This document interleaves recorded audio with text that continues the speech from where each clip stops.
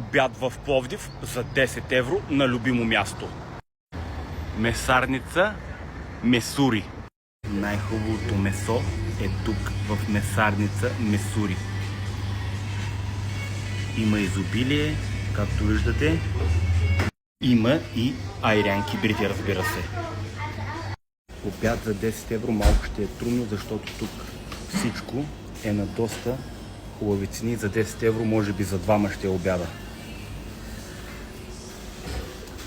Тук има и салатки. Страхотен магазин.